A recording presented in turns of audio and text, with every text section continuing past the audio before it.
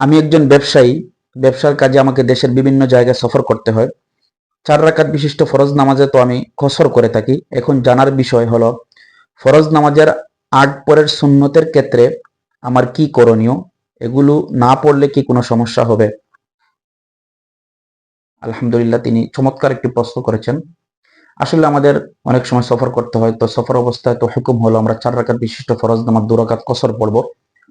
তো এক্ষেত্রে মাসআলা হলো, যদি আপনার সফর অবস্থা এমন হয় যে আপনার ক্লান্তির কোনো ভাব থাকে, অসুস্থ থাকেন, অথবা এমন হয়, আমি সংক্ষেপে বোঝানোর জন্য বলছি, মনে করেন আপনি 10 জনের সাথে গাড়িতে করে তো যাচ্ছেন সফর অবস্থায়।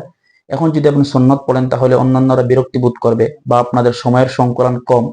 এক্ষেত্রে সুন্নতের ক্ষেত্রে শরীয়তের পক্ষ থেকে এই সুন্নত পড়ার ক্ষেত্রে সফর অবস্থায় শিথিলতা রয়েছে, আপনি সুন্নত না পড়লে কোনো সমস্যা নেই।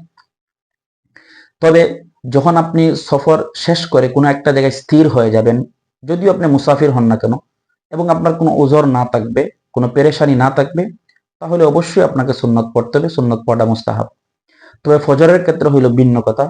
ফজরের সুন্নতের ক্ষেত্রে অবশ্যই অবশ্যই সর্বোচ্চ পর্যায়ের চেষ্টা করতে হবে যাতে ফজরের সুন্নত আপনি পড়তে পারেন। সামান্যতম ওজরকে সামনে রেখে বা সামান্যতম কোনো অসুস্থতাকে সামনে রেখে আপনি ফজরের সুন্নতকে কখনো ত্যাগ করতে পারবেন না। এই ফজরের সুন্নত মুআক্কাদাটা অবশ্যই আপনাকে আদায় করতে হবে।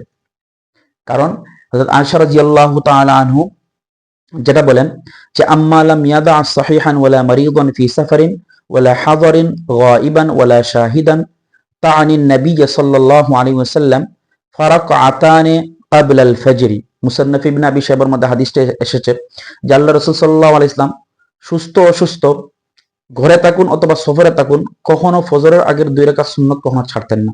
এজন্য